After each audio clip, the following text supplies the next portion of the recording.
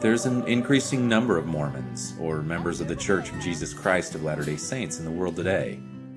And I think a lot of people are curious and wonder what our church is all about. Being a member of the Church of Jesus Christ of Latter-day Saints compels me to help other people. And because the church gives me those opportunities to help other people, I realize that I truly am a disciple of Jesus Christ as the Savior defined Christianity. By this shall all men know ye are my disciples, if ye have love one to another. We believe in the prophets and the teachings of the Old Testament. We believe in the New Testament and all that was taught about Jesus Christ. When Jesus lived on earth, he organized his church. When Jesus was crucified, his apostles were killed. As time went on, controversy and contentions grew over how to practice Christ's teachings.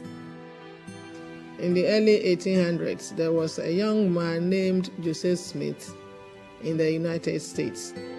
Joseph Smith was a 14-year-old boy. He wanted to know which of the religions was true. His mother belonged to one church and his father belonged to another. One day he was reading the scriptures and he came across this verse in James chapter 1 verse 5, which says, "If anyone lacks wisdom, let him ask of God." Joseph Smith prayed to God for answers to his questions, and the heavens were opened before him. Heavenly Father and his Son Jesus Christ appeared to the boy Joseph Smith. Throughout the history of the world, the Lord has communicated through prophets to his people. Given what we're up against, how much more important and relevant is a mouthpiece of the Lord today? Eventually, Joseph Smith was led to translate an ancient record called the Book of Mormon, which teaches of Jesus Christ and complements the Bible. Jesus Christ called 12 apostles and additional disciples called 70 to help him teach the gospel and serve people. Today, the Church of Jesus Christ of Latter-day Saints has the same organization. We believe that Jesus Christ is the head of the church, that he has called a prophet, and that we also have 12 apostles. The church is organized in a unique way. First of all, family is the most important organization in the Church of Jesus Christ of Latter-day Saints. All of the organization is set to help and support the families, your father and mother and their kids, the singles. Each individual we consider as a family. When you really think about and practice what that means, it means that God cares about our marriage. God cares about our family. He cares about the way I raise my children and the effort that I put to that. He cares about my relationship with my wife and how I treat my wife. The gospel teaches us that our families can continue to be as a family even after we die. Today we came to the temple to get married. It is not a marriage just for the life, but also for the eternity. I wanted to see the temple and it took my breath away. I don't know how else to explain it. There's a certain feeling of peace and a sacred feeling in the spirit. We have meeting houses where we go every Sunday, but the temple is different. In the biblical period, the idea of a temple is it's a special place where God's presence is always to be found. This place, the temple, is a very special place where we perform sacred ordinances for us.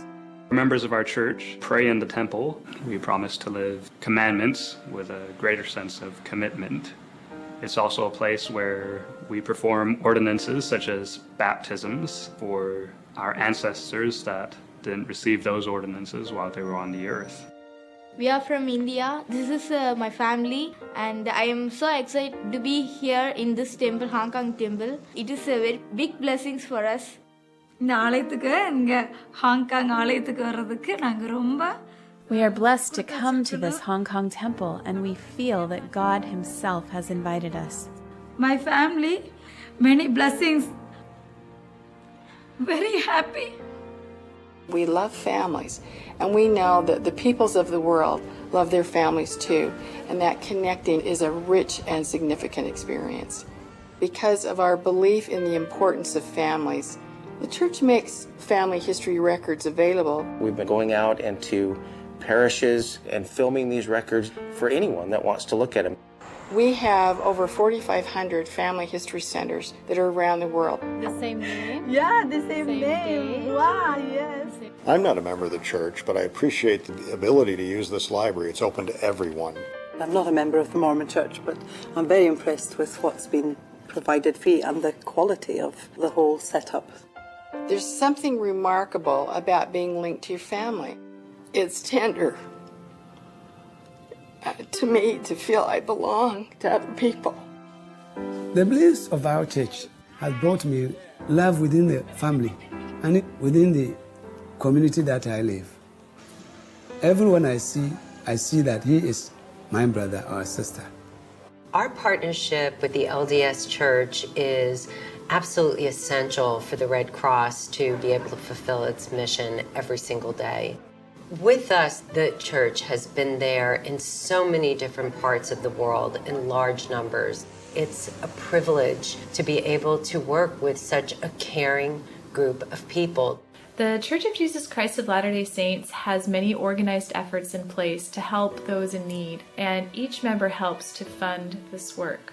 Once a month, millions of members all around the world fast. The money that we did not spend for those 2 meals that we fast, that money is given to the welfare system of the church in the form of fast offerings. I don't have much money, but for the love of the Lord, I give my offerings. When I give my offerings, I feel great joy. The sacred stewardship of all the bishops throughout the world is to use those fast offerings as they are directed by the Savior to help the needy and the poor. The church equips the bishops with many resources. For example, in some parts of the world, the church owns commercial-sized farms and factories that are run almost exclusively by volunteers, where a variety of food is grown and canned to help those in need.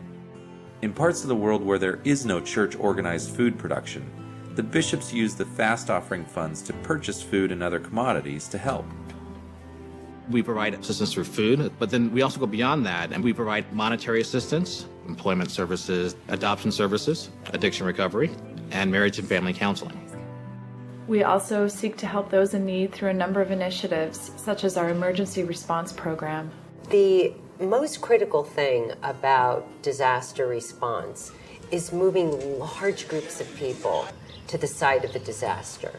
And there is no one that can mobilize groups of people better than the LDS Church.